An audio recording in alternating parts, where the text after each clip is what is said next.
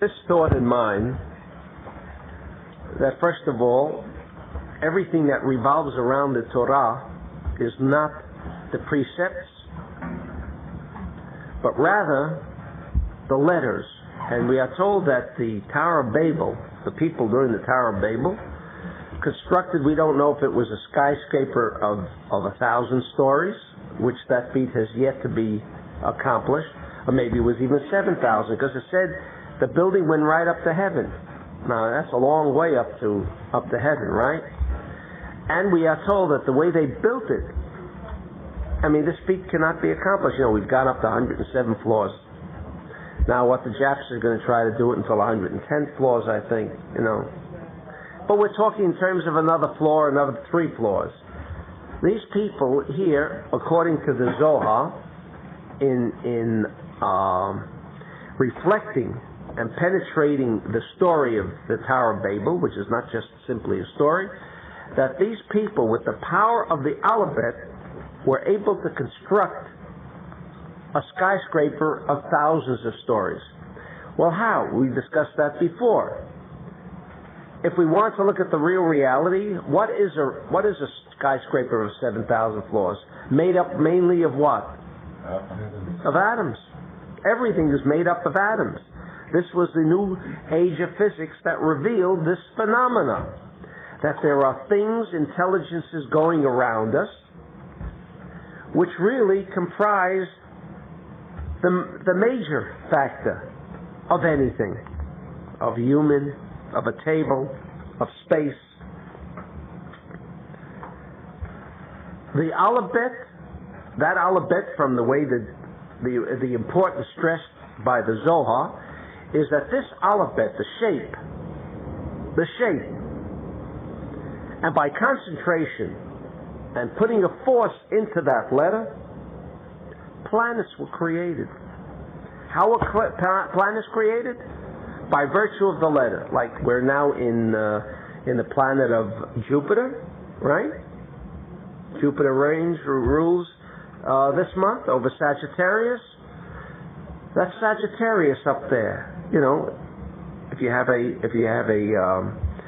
telescope, now you'll be able to observe in the heavens the Sagittarius sign. How was it created? How was that cluster of how many stars? Can I say 1 trillion? That would not be the proper figure. Was created by the letter Sama. By a letter Sama. What does that mean? How could a letter? Well, how could a table accumulate atoms? You know what a table is. You can chop a table. You can destroy a table, light a match, and it's over with. You can't do that with atoms. The power of atoms. You can't do that what you normally can do with atoms. There is only one thing you can do with atoms. You can direct atoms because they are intelligences, and we must treat atoms not as something of a physical nature, but that it has a mind and it understands. Because it has a desire to receive, and it has a desire to share, and it has a desire to restrict. If you can connect mentally with a consciousness to these atoms, they'll do whatever you want. You want to travel like Rabbi Shimon? Tell them, atoms, let me through. They'll conform. Because man, as we learned in the last session, man makes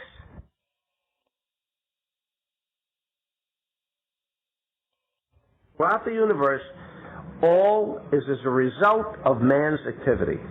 Therefore, returning now to the question that was raised by the Torah, first of all, that the Creator reflected on the Torah. Of course. What do you mean he reflected? He knew that these elements, these 24 channels, like the body is a channel for a soul, those 22 letters, and that's what we use in our meditation, that's what the Re prescribes, and that's what the Ari says, that in the time of the age of Aquarius, an individual who lost a leg, an individual who lost a foot, a hand, can meditate with a certain letter, or a combination of letters. And that arm, that 99% exists. You know that, don't you? We've discussed that many a time. A man who's lost his arm feels the arm is there. What do you mean he feels? The ghost, the phantom, is there. Whether you're up on it or not, it's not important. What do you mean it's there? Because there's never a disappearance. What has disappeared was that 1/10 of 1%. I don't even want to say 1% anymore. It's even 1/10 of 1%. If we really want to become really particular, I'd have to say 1/10 of 1/10 of 1/10. That's how embracing this 1%, this material matter is. It's so minimal. So minimal that the arm is there. And the Ari says that in the time of the age of Aquarius, which is now, with this meditation, it will direct the atoms to become a solid. And the man will not need an artificial limb. That's what the Ari says. All right, it sounds almost like a science fiction magazine, right? But we also know that whatever has been written in science fiction the last 50 years has, by coincidence, come true. Is that right? So, maybe we're not that far off. But the important thing is that when the Lord reflected, as the Zohar says, on these letters,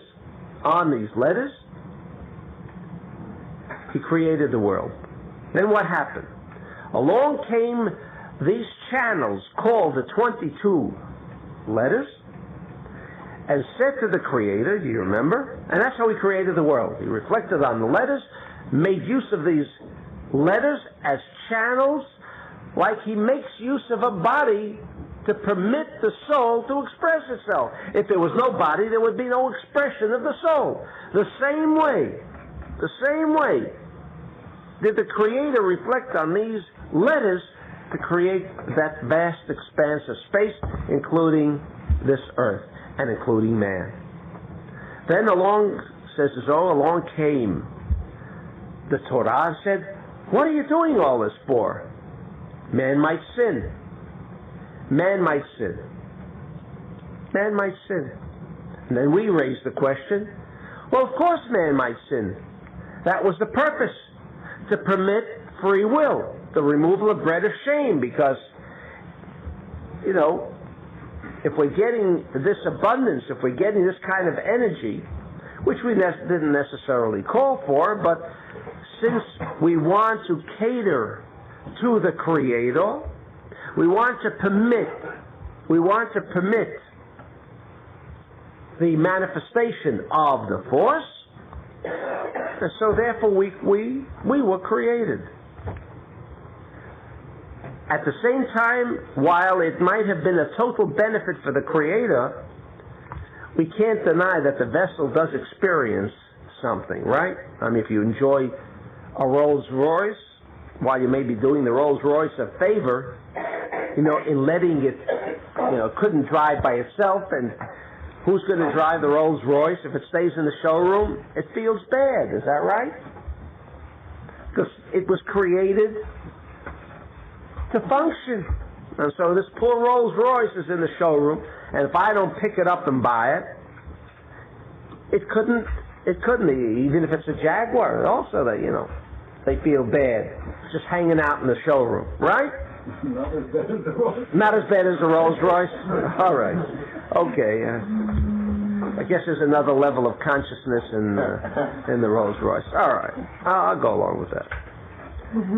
So, by the purchasing of that item, I actually make that not inanimate object called a car become manifest. That manifestation, through my purchase, I am the vehicle by which this thing now becomes operable, just without a driver behind that driver's seat.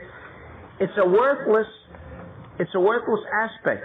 The same way as atoms in the air, so long as they are not contained, theoretically have no purpose. They do not become manifest. They don't become expressed. When the Torah came to the Creator, said, You need man. But what was the purpose? Man himself says, what? I'll do you a favor, Creator. This is the way we're treating it now. And I will serve, and I agree to serve as a channel so you can become expressed. He says, but if man sins, there will be no expression. Because there is more to just the aspect that man ultimately enjoys it. Because, while I might be doing the Rolls Royce a favor, and if I enjoy automobiles, we can't deny at the same time that I might even have a little pleasure in driving it, right? That's a possibility.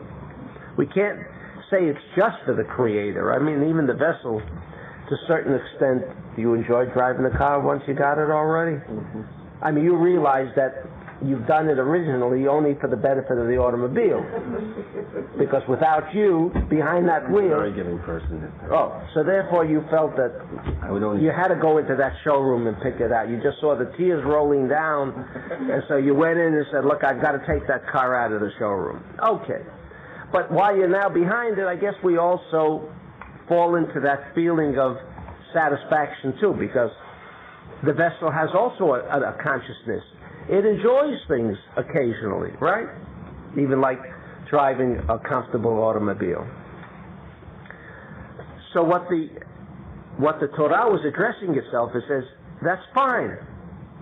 We realize that man is necessary because there is no other way that you can express yourself, only by virtue of the channel called man. That's the ultimate. That's the supreme. Because man, in effect, makes everything else move and rotate.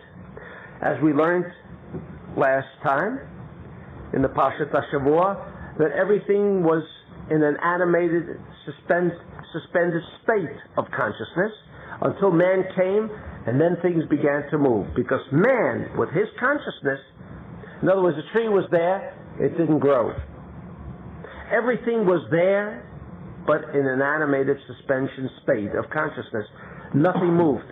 It was there, it's like a seed, right? It's all there.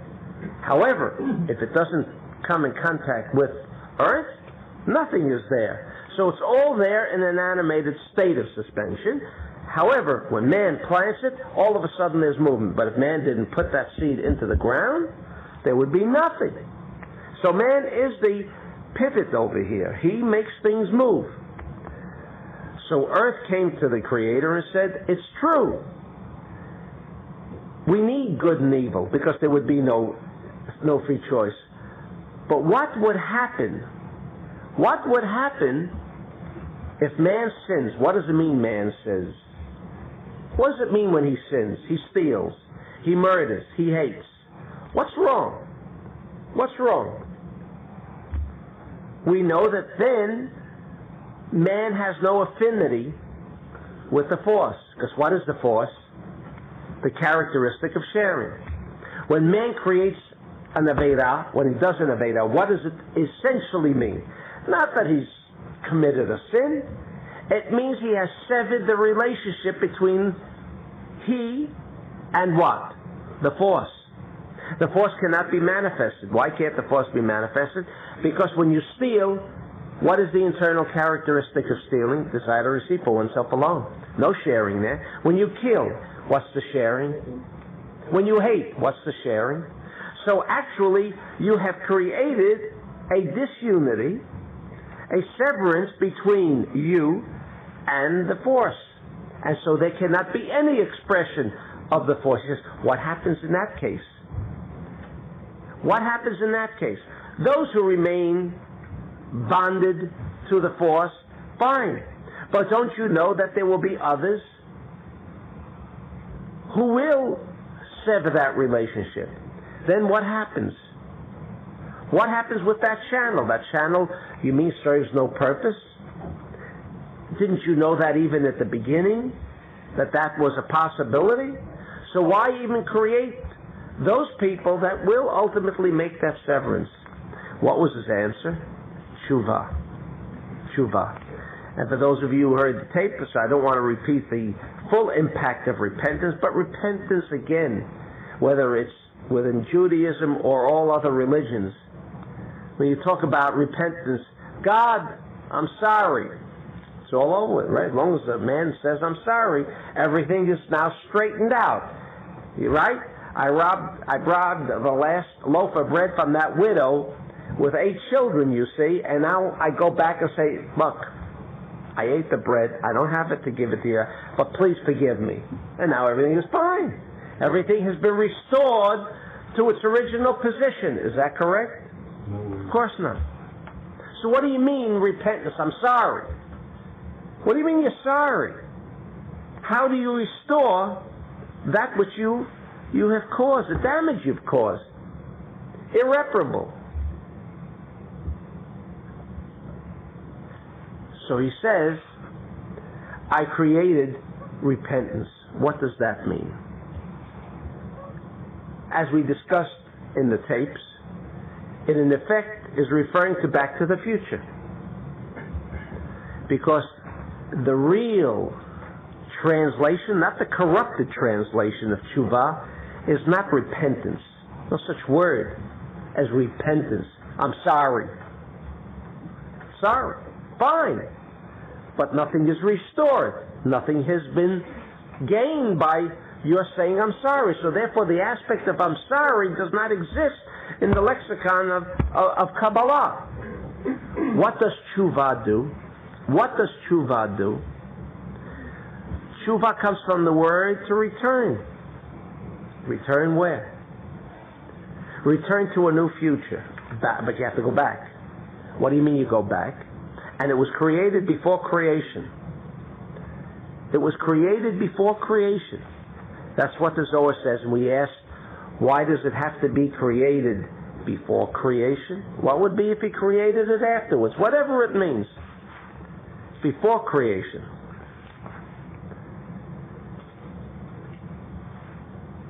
Adam Arishon, Adam, when he sinned, and before he sinned, what was the difference? In his state of consciousness. He was either in the outer space connection, meaning he lived with the atoms, buddy-buddy, where corporeal matter had no sway, where the atoms had no sway. He was the boss. Wanted to eat an apple? What did he do? Did he have to eat the apple? No. Looked at the apple, connected with the apple, but not with the physicality, went straight to the 99% and ate the apple. Not the physical apple as we understand. And he was totally satiated. This is the way Adam lived before the sin. This is the way he lived before the sin. The reason that the Creator created tshuva, this aspect that can bring us back to a future, was to create another consciousness. When you do repentance, it's not enough you say, I'm sorry. You literally, and it is the only way, you literally have to go back and create a new future. What does that mean, a new future? In other words, the man who stole that loaf of bread is not me. Not me. That's not me. Because there is two parts to me. There is a 1/10 of 1% or 1% called what? The physical reality of me. But then there is another reality called the outer spaces connection to me, the 99%. When we speak of tshuva, we are going back to that time of Adam Arishon, Adam, where he lived in what space, in what frame of reference? That outer space connection, which had nothing to do with the physical reality. So the first thing that is meant, and we're not going to go into how tshuva is accomplished, how do you go back to the future, we're not discussing that now, but we are discussing that there is a time travel capsule, which is called tshuva. This is the time capsule, and you go back and you're somebody else, and you're another frame of reference. So it was not you that stole the loaf of bread. It was not you that stole the loaf of bread. Because the aspect that stole the loaf of bread was this physical aspect that was once you. Now it is no longer you. The reason why this capsule was created before creation, because before creation means what? Before the physical reality became a reality, even though it's 1/10 of 1%. 1%. It didn't exist yet.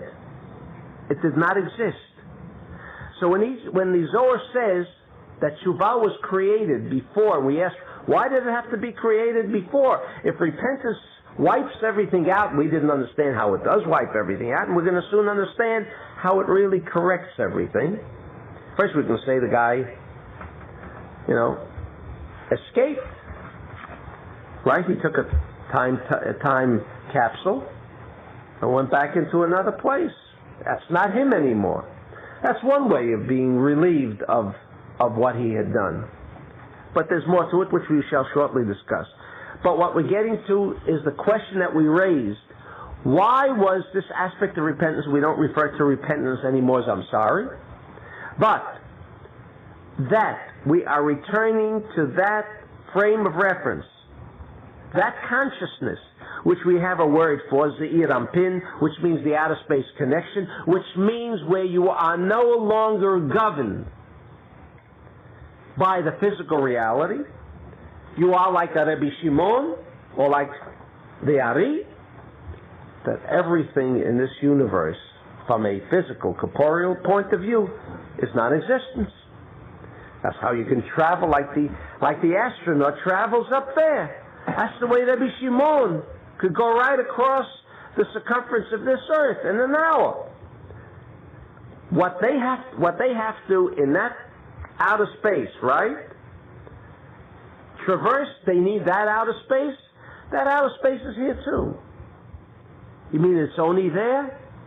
No, it's here too. If you know how to connect to it. Are the atoms here? Or is it up there? The atoms are atoms. Except in this earthly level, we are dealing with another aspect called friction, called, quote, desire to receive for oneself alone. That's Malchut. That 1%. That's all our troubles. Do you imagine guys in prison, for whatever he did, he walks out through the bars and flies down to Acapulco without a plane. Did he solve all his problems? Probably. He may be a fugitive, but at least there's a way out. There's a way out. Now, naturally, for those who don't know the way out, there is no way out. So he's got to sit in prison. But Rabbi Shimon and the likes, and even those who are not of that, things have happened in our own lifetime that we generally dismiss as a miracle, right? Why do we call it a miracle? Because it was an occurrence, an event that became manifest over and above the natural laws and principles of the universe. What's a miracle? That which is not governed and does not comply to the standard laws and principles of the universe. That's called a miracle. We all experience a miracle. That means we have all experienced right here certain aspects of that outer space connection. Therefore, we relate to that event as a miracle. So it happens really to all of us. So we should not think that we are only discussing Rabbi Shimon, or he wants to tell us about the tales of how these great giants of metaphysics, could do these miraculous, miracles. No, all of us have that same potential. We never make use of it. This aspect of Teshuvah is that capsule. What is Teshuvah? In essence, I wouldn't do it again. And I consider what I did, and I would not do it because I realized I succumbed when I stole to the desire to receive for oneself alone, and I want to get out of that space. So that's Teshuvah, and I get out of there.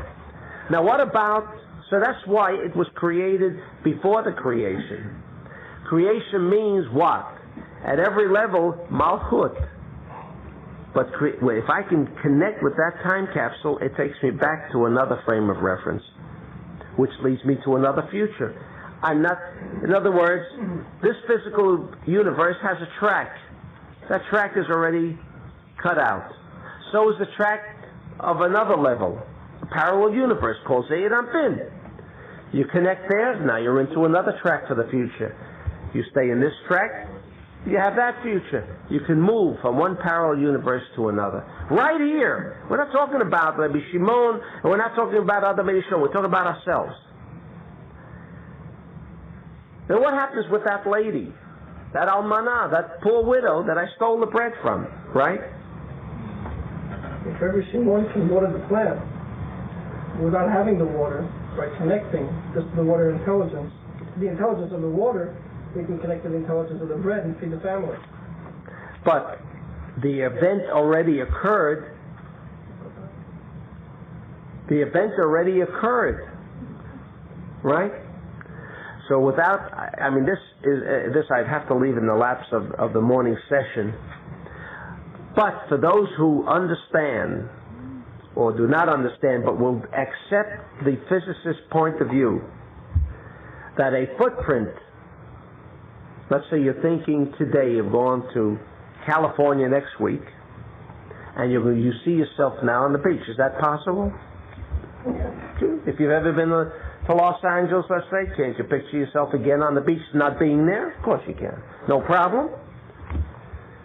The physicist says, and he doesn't know how to explain it, but the physicist says that a footprint on the beach today will be created by someone tomorrow. How is that possible? How is that possible? When someone steps on the beach, you'll have a footprint. No, they say it's possible. Why? Because this is the power, the way we explain it. The fact that I thought of going to that beach has already created a footprint. The 99%. The 1% is missing. But the 99% of the footprint, the mere fact that I think I want to be there, I'm there. And that explains away when someone approaches you and says, Mark, I saw you on 42nd Street and 3rd Avenue at 12 o'clock. I know you were there. Mark says, probably wasn't me because I happened to have been in Mexico City at that hour. Could it have been me? The answer is, from a Kabbalistic point of view, you know where Mark was in Mexico City at 12 o'clock? On 42nd Street and 3rd Avenue. His mind was there. He himself, that 1% was in Mexico City. But conceivably he could have been thinking about things. And the fact that he was there already, so I saw and I perceived the 99%. So difficult? No, it's not so difficult. It's not so difficult. So now we go back to this woman, right? We're going back in time, even before this thing ever happened, right? Even before this thing ever happened. But we stole a loaf of bread, right? And I ran away. So let me tell you, even from a scientific point of view, the taking of the loaf of bread, and if I can go back to the future, had already arranged, because I went back now to a period before the stealing of the loaf of bread, right? You're right. The loaf of bread, that loaf of bread will always remain invisible for that woman, because it was taken away by somebody else called me in another frame of reference. But she got her bread, she got her loaf of bread. Somehow, she got that 99%. Because the act of stealing never took place. But it did take place on that illusionary 1% level. It looked like she, but then along came somebody else and said, oh, here, I've got an extra, or something happened, but it was replaced. When? Right at that moment. Wouldn't she say she misplaced it and again like that? Or even say, I misplaced it. I thought someone stole it. That's right. It looks like that the full repentance was being known for the person even for the... That's right. That's right. Free choice thing. What's that? What about the free choice? That's maybe the only free choice. The only free choice is that after you think you've done something wrong, because actually that's an illusion, but I don't want to go into it because, again, I wouldn't be wrong in stating that the physicist says today that if you murder, it's conceivable that you should not have to pay a price for it. Why? Because in quantum it says everybody is affected by everything else. So maybe the reason I stole or I murdered was some guy ate rice in China, and somehow this affected me here. It's conceivable, they say. Everybody's had this experience of things disappearing and appearing. Everybody's had it. We've all had that experience. Yes, I'm sure we all Now, have. does that mean, what do we say? It never disappeared. It was always there, right? But it did disappear. You tie a package, you look for the string. Didn't it disappear? It wasn't there. You looked at this spot and you didn't see it. How come? Because the truth of the matter is, the 99% was always there. The loaf of bread was always there, but there was an illusion, like an illusion. No, the people today, they call them illusionists. They call them illusionists. No more magicians. Illusionists, like a Houdini and then a Doug Henning, right? Illusionists. They don't call themselves magicians anymore. I like that word. Because we're getting into the age of crazy. Houdini really should have called himself an illusionist. Because it never really happened. Now, be an audience of 10,000 people, and he makes an airplane disappear. Now, come on, you know it can't disappear. Can this one man pick up the airplane, and there are thousands of people observing him, and he literally picked up the airplane and took it away elsewhere, and nobody sees it? Is it possible? He says he can create the illusion that it disappeared. So what really happened? If he takes this time capsule back, he never stole that piece of bread. He didn't stop. But she realized at that moment that the bread disappeared. She doesn't have it. The 99% never disappeared. The energy never disappeared. Never. Because, in effect, when I steal something, you want to know 99% when you steal. That's why it doesn't pay to steal. Not because the Torah says don't steal. Who wants that 1/10 of 1%? I want the energy. I want the 99% of that coin I'm going to steal. But if that can never change, because I cannot, because that cannot connect with me, because what's energy in the money? The aspect of sharing. What's the force? Sharing. The minute I concentrate on a conscious level of desire to receive for oneself alone, I have severed the affinity with the internal force of that money, and I have no connection with it. All I'm connecting you with is what? That illusionary 1%. And that could be illusionary, because if a guy can take a whole plate in front of 10,000 people and make it disappear, so maybe I think I took the money, and maybe she thinks I even took the money, but it could be an illusion, right? That's what the Zohar was trying to teach us when it said you can get into another frame of mind, because this whole world on the physical level is really illusionary. And it all depends on where you want to be. Where you want to be. You want to be in Acapulco right now? Would you like to be in Acapulco now? Of course, it's cold out there. How long does it take you to get there if you've been there before? How long does it take you to get there? 8 hours. What? You maybe 3.5 hours. Me, it takes a second. I'm there now. That's right, I forgot. Oh, you did forget. You see how that illusion grabs you? Right? Okay. Now, why did he get it? Why did he bring it up here? Why did he bring it up here with Abraham, Yitzchak? Because we also know that the tales and stories of Abraham and Yitzchak, Abraham and Isaac in the Torah, if you treat them as stories, is a corruption. And I can even add that Rabbi Shimon called that individual who translated in English or in any other language a story, and this is what emerged, a story, calls him a fool. Because the Torah is not talking about the illusion. He's not talking about a physical Abraham. Sure, they appeared. The bread appears as a physical aspect. But don't believe that the physical aspect is all there is to it. Because that part, in fact, the part that we consider the physical reality, unfortunately is more illusionary than the part that is not revealed, the 99%. The reason the Zohar relates all of this discussion to Avram Yitzchak, because they were individuals that encapsulated energy forces of right column, protons.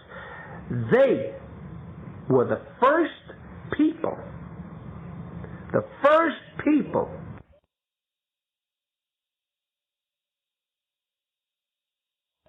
and make use of a proton. That was Abraham. Right column energy, thought, energy, intelligence of sharing. He can take this creation that was created on the first day, and we know the first day of creation, again, has nothing to do with that story that these translators drew up of the story of creation, Genesis 1. Genesis 1 had nothing to do with that physical creation. It's the furthest from the truth to translate Genesis 1 as a story about how the world began. Because there's so much corruption in that we've gone through that when we discussed Genesis, that what first day creation was talking about was an energy force called, and we have a code name for it. There's a Kabbalistic code name which is called Hesed.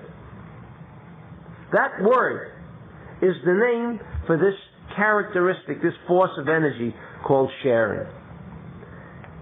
It was created, but man had no control. Adam did have control until he sinned. But nobody after that could make control except the people of the Tower of Babel. And what does it tell us in Parshat Noah about the people of the Tower of Babel? He created different languages. At one time they all had this unified language, as the Zohar says, referred to as Hebrew. And then because they were misusing, abusing this power, then different languages came into being.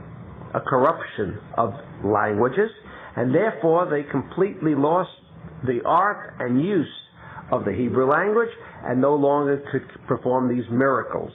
What does miracles mean? Where you don't have to comply to the normal laws and principles of the physical universe. Along came Abraham and Yitzchak, Abraham and Isaac. The story about Abraham and Isaac is not a story. It's to tell us that these people brought the control of these extraterrestrial intelligences called Chesed, Gevurah. That's why he's mentioning that pasuk of Gevurah, strength of the Creator. We're not talking about strength. We're talking about mastering, controlling energy forces that will make. And where are those energy forces? Where's an energy force of sharing? Where's an energy force of receiving? Where's an energy force of restriction, central column, that can make positive and negative, that can make fire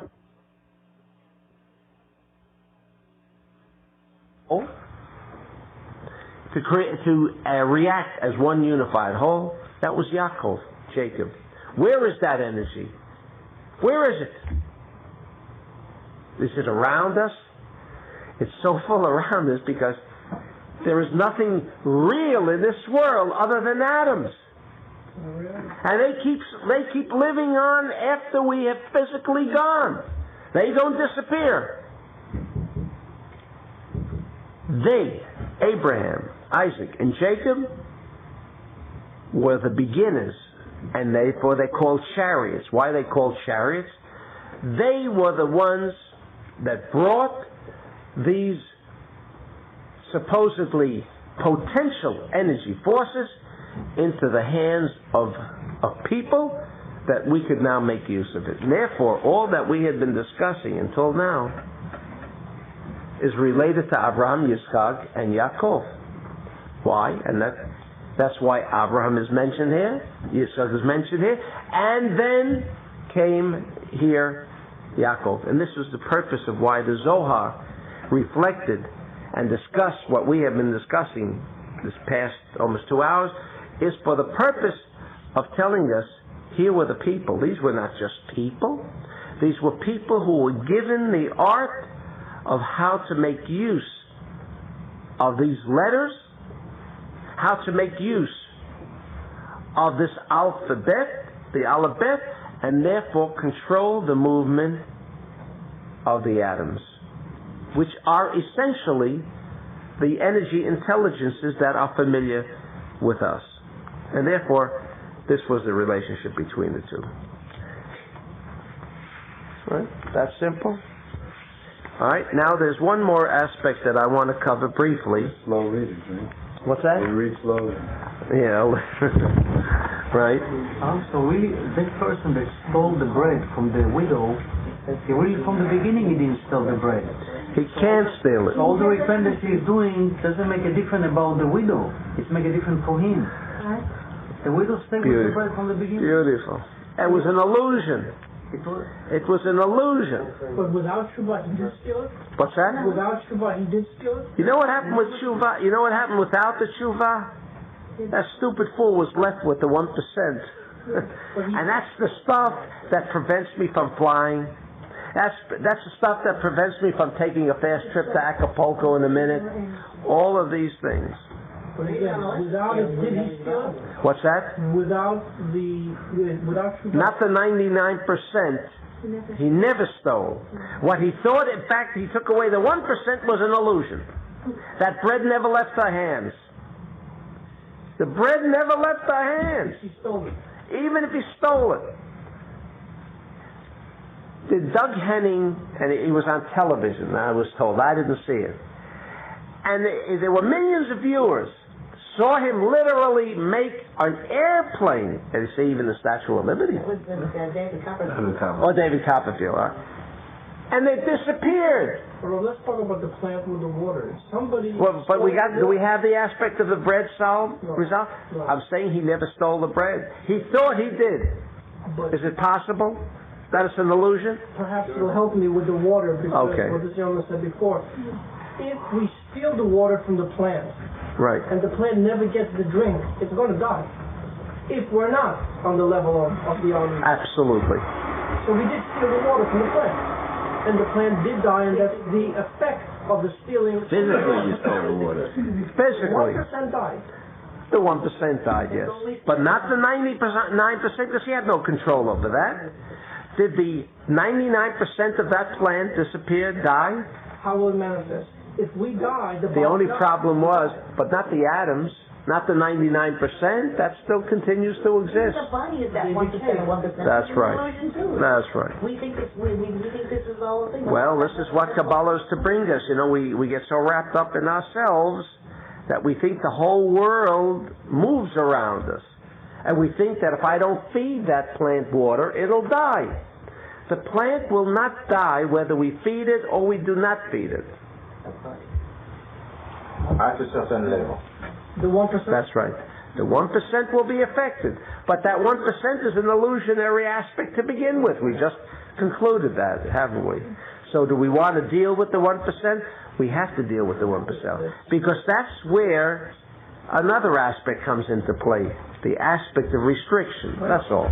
Isn't that what they call it perception of it? Because we only have a three-dimensional low perception. That's right. Should we ever see that? That's all we can see. So maybe if we put it that way, we realize that everything is here right now. That other 100. Tomorrow is here now. Yeah, everything's here. Everything is here now. But our perception narrows it down. It's because we either permit the 1% to govern us, and therefore we cannot perceive things beyond now, here and now, or we do tshuva, which is actually restriction. What does that mean? I stole a loaf of bread.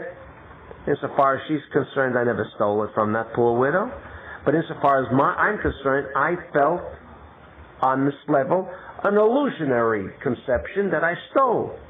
Now I'll do tshuva. What does tshuva say? That I will restrict myself from ever doing that again. That's tshuva. Not tshuva, I'm sorry for you. It has nothing to do. You don't even go back to say you're sorry.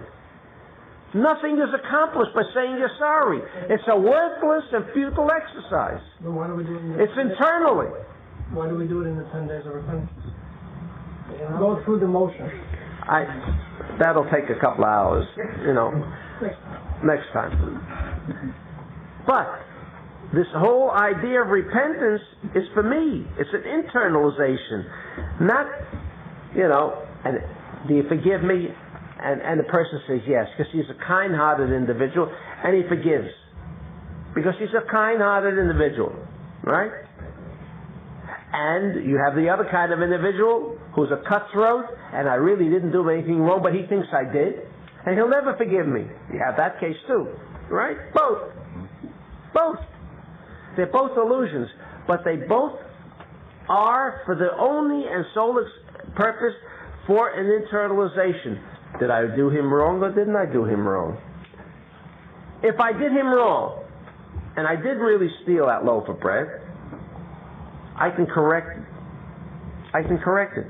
Correct what? I can make so, by going back, that this act of stealing, the 1%, that illusion that I thought I did take a bread, because I never took a bread, she'll have the bread. That's why we say in Kabbalah, you can't blame anybody for doing anything to you. That's one of the basic principles which I can't discuss here. That's right. Nobody ever stole from anybody. Nobody ever stole from anybody. That's right. And if I have troubles, especially the Jew, he has such a beautiful art over 2,000 years of whom he can always blame for his misery. He never lacks the culprit. Isn't that amazing? 2,000 years, he's a genius. He can explain away every misery of his life. He's so much of a genius that all he's done for 2,000 years is have misery. Look how much of a genius he is, right? He's only a genius on how he can blame him, Isabella, the guy in Germany, the guy in Poland. I mean, throughout the 2,000 years, right? He knows whose fault it really is. When in essence,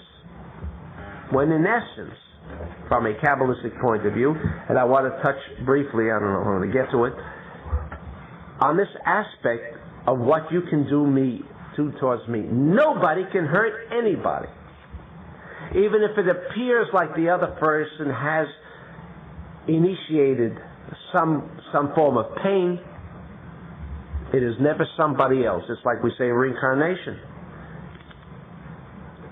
When two people come before a court of three people, according to Torah, three judges sit in judgment.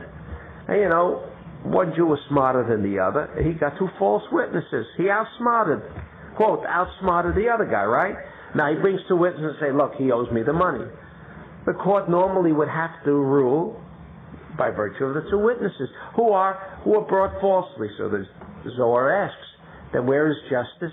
If that flaw exists in the judicial system, that possibility, then how could you say the Torah is Torah Emet, that it's all true? If there's a possibility that there could be a miscarriage of justice, then how come the Torah, which is an all-inclusive truth, not provide for that event of a person? In fact, the Talmud speaks about a person who has brought two false witnesses. This is the question the Zohar raises. So where is true justice? The answer is that you can't take this illusionary frame of reference called now, because you see what really happened? In a prior Gilgul, in a prior incarnation, the guy who brought the false witnesses and is going to get the court to agree with him is only a result of the victim, supposedly present victim, having victimized the guy who we think now is the culprit. See, in other words, there's a total picture here, because no one can do anything to anybody else. No one. It's a total internalization of it. You can't blame anybody ever. Neither can the widow, if she was Kabbalistically inclined, would not say that culprit stole the loaf of bread. I must have done something wrong that an illusion even happened that the bread is not here. And that may be a possibility. but that the bread really will disappear from her will only be her own doing, not the doing of the thief. You do tshuva and she goes on Kabbalah. Okay. All right. Now I want to conclude with another aspect. In this weekly portion, we have a phenomenal story of the blessing of Isaac, of his two sons, right? The Torah in this week's portion says, Isaac told his beloved son Esau, who represents not an evil person, but represents the embodiment of what we call the Sitra Achra. Negative thought, energy, intelligence. The force that makes us do the wrong thing. The force that I wake up tomorrow and say, how did I do such a stupid thing? And we're all brainy. And yet, here and there we wake up and say, how come I didn't see that? It was so simple. That negative force called the Sitra Achra, it's a force that you don't see the string on the table. How come you really don't see the string? How come 5 minutes later you do see the string there? There's a force that creates a curtain. A force, an evil force, obviously. Now Esau symbolized that force. And in this week's portion it says that Isaac tells Jacob, bring me venison, go out and bring me some food, because I want to bless you. And the Zohar asks the question, come on, here we just got through saying, and we did get through saying even tonight, we're not talking about a mortal human being, the normal average human being called Isaac. We're talking about a man who can control the forces of nature. He couldn't see the difference between Isaac and Jacob. I mean, Jacob was the embodiment of central column. Jacob was the embodiment of central column. He couldn't see he couldn't see what he encapsulated, Esau, and he didn't see what Jacob was symbolic of, what he portrayed. The Zohar raises that question, and it's true. If we were talking about a normal person, we could say he could be making mistakes. You know, that's the joke about this woman, called up, she wanted to invite some soldiers down to, soldiers at the base. She wanted to show some hospitality, and you know the joke? Okay. And so she calls up and says, Captain, she says, I'd like you to send some soldiers down because I want to send, hospitality. They'll be down for dinner and so on and so forth. But she says, send the right ones. This is down south, right? Down south. She said, but send the right ones. Okay. In the evening, comes a couple of colored soldiers down. So she says, there must be some mistake. He says, there may be a mistake, but Captain Goldberg, he doesn't make any mistakes. Because she didn't want Jews, and she didn't want, mistakes could be made, but he didn't make any mistake, right? We could think he made mistakes, but he doesn't make mistakes. He knew what he was doing, right? Isaac knew what he was doing. There was no question. He knew what he was doing. So how do you rationalize this kind of thought? In fact, the Zohar goes on to say that at that moment, as we learned this morning, in other words, if he was going to give the blessing, an eternal blessing. What do you mean blessing? We know blessing doesn't mean I bless you. It means a transfer. That was the laying of the hands of the Kohen. Hand healing. He literally had the power to transfer positive energy and heal, cure, and everything else. And here was Isaac, the man who could control and that all laws of nature complied with Isaac's wishes, he was now going to transfer this positive force of energy to Esau, to the extent that the Zohar says that evil would become eternal. I mean, didn't he realize that there was this possibility? Right? It will take us approximately 3 years to cover the answer, but briefly stated, the Zohar says, and I'm just going to give you because it's apropos to all that we discussed this evening.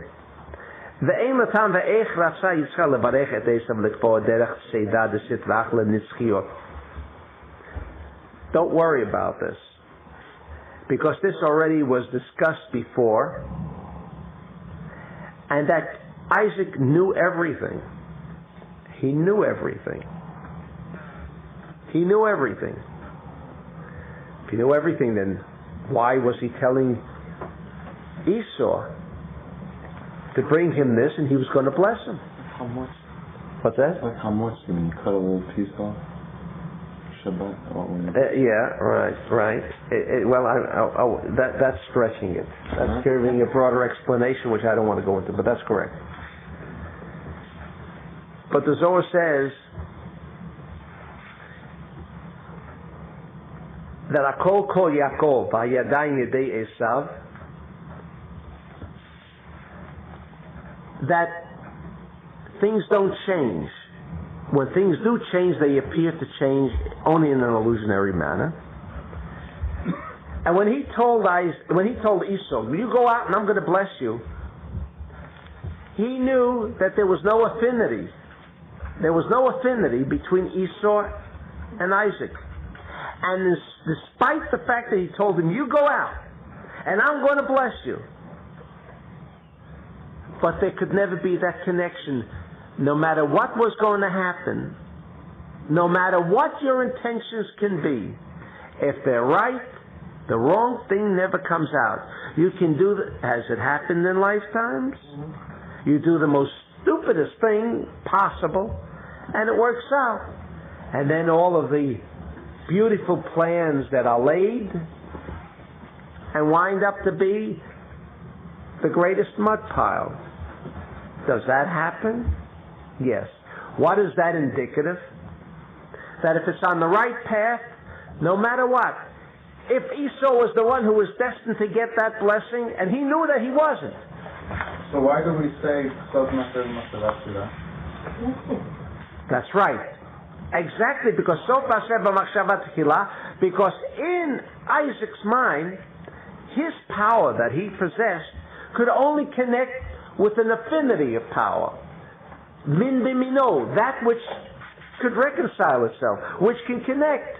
If Esau was in essence, that's why we say never judge, never say this person is bad or good. Well, if he's bad, don't help him. If he's good, help him. And what happens if you don't know if he's good or bad? What should you do? Help him. But if I help him and I perpetuate the evil within the individual, don't worry. He may connect with the illusionary 1%. But with the internal, you can't fool the 99%. We think we can. Maybe he's not watching. But you see these atoms?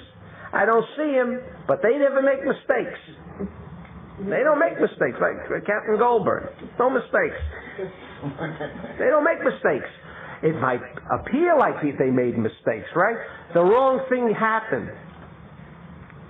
Never. Everything is within a very strict and conforms to the laws and principles of this universe. That which may appear to seem to go outside these natural laws and principles, because the natural laws and principles of Rabbi Shimon, when he can fly through space, not up there in outer space, but right here, was conforming with the laws and principles, because the 99% of those atoms say, I am here for the express purpose for man, to serve mankind. Everything, because it's mind over matter. It is only man that has this capacity. He is that kingdom that controls everything around. But he doesn't. man also makes plans that doesn't come true. The only plans that don't come true, the only plans that do not come true, will depend on only one aspect. If he's the right guy, it worked out. I mean, when you make the best plans, right? And they turn out into a mud, and a week later, right? A week later, boy, am I glad that I did it that way, right? But that wasn't the way I should have done it. It was a stupid way of doing it, and it worked out. Because there's a totality here of tomorrow with today and yesterday. What does it all depend on? One aspect, where your head is. All of that physical manifestation of good or evil is not good and is not evil. It is only evil for where someone's head is in an evil frame of mind, then it's evil. But you know, the market goes up and the market goes down. For one, it's always a blessing, and for one, it's always a curse. The same thing. Is the market bad for everybody when it goes up? Is the market good for everyone when it goes up? Is it bad for everyone when it goes down? Things are so relative that we have to come to one conclusion, that everything on a physical, corporeal reality level is really an illusion. Because you can't say it's all bad, you can't say it's all good. So it turned out bad. 2 days later you realize that what turned out bad, thank God it turned out that way because that was good. It happens all the time. So what is good? So it depends only on one thing, where your head is. If your head is right, you're sharing, you're restricting, don't worry about what happens. You can sit in the chair and it all happens by itself. Let the atoms do the work for you. Or Isaac was left column. Yes. But a left column, which was a positive left column for the sake of sharing. It was not desired to receive for oneself alone. What would be the difference between Abraham and Abraham did not have desire to receive? No desire to receive at all. It was a pure sharing concept. He never drew it in? Never drew it in. That's why Abraham is always symbolic and portrays this man who would, with hospitality. Nowhere is there any mention of him. He's very wealthy. Like Isaac said, bring me meat, right? Bring me meat, right? It's like to share the blessing. But Abraham never says he asked anybody, bring me something. It was only going to come. So is the reason that he told that he was going to bless Esau was it because it was still his son? No. And to show compassion? It was to show us. No. It was to show us that if he was destined to get the blessing, he was going to get the blessing. There could be no wrong in that because he knew who Esau is. But there's a greater scheme of things. If Esau was going to receive the blessing on that level, he could have it. That's what he was supposed to get. That's right. That's what he should have gotten. So he was not. Isaac was going to do the right thing. He was going to share, and then as Esau's called blessing. Where that was destined, it was going. If that's what he had in mind, and he was of a pure mind, then the manifestation, the result of that thought, would manifest itself in a positive way. No matter how the illusion appeared to be contrary, it would manifest itself down the line. Maybe along the line it may have a bumpy road, but at the end of the line it would be of a positive nature. Esau would not be evil. And Esau would not even be evil. Whatever. Well, that's what it was. Somebody who had the other end of it was going to get it anyway, wasn't it? That's right. That's right. Isn't that why they say be good for the sake of good enough for people? That's right. That's right. Because it's only for yourself. It's only an opportunity that the other person is there that you can share. But you're not giving him anything. That is an illusion. Even when I think I've helped somebody, it's an illusion. He was there only to give me the opportunity. He probably didn't even need my help. He was there for the opportunity to provide me with an opportunity that I could share. that I can make a connection.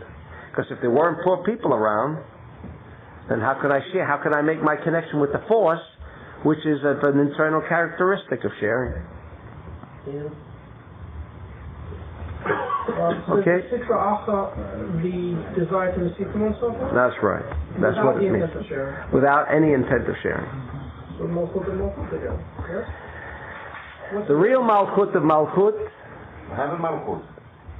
is that ultimate point. The ultimate point. Impact. Where you've come to that point of points.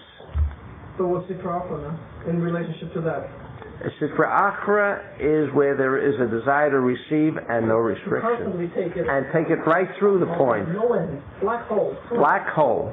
In fact, that's how I define the black hole. That's why it's called black hole. I mean, don't even think. If they only thought for a minute, why do they give such names? Call it white hole. What's wrong with white hole? Well, you'll say, because it looks black. Go up, ask the astronaut. You know what space looks like when you're up there? What does it look like? Black. The sun is shining, and it looks black.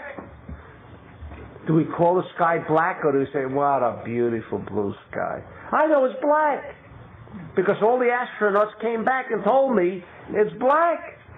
Did we change our impression of the sky? Do we still say that beautiful blue sky if it's not cloudy and not raining? Did we change our opinion? Here, these black holes that seem to suck in everything. Everything. Nothing understandable of the universe, like that's what I think. Yeah, you could call it that. It is.